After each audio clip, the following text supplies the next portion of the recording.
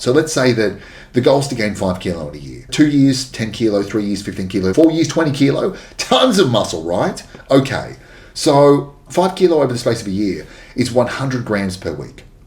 I think that's a pretty reasonable target. So if you're gaining more than 100 grams a week, hate to be the bearer of bad news, but there's a good chance everything in excess of that 100 grams, 200 grams if you're lucky, but most weight in excess of that 100 grams is going to be fat. So for me, I'm like, okay, what I gain in excess of 100 grams a week is going to be fat. Well, then why don't I just try and gain as close to 100 grams a week as possible to reduce the likelihood of me gaining too much extra fat? That's how I structure my surplus phases. The goal is to stay lean. The goal is for the majority of the weight that I gain to be predominantly muscle.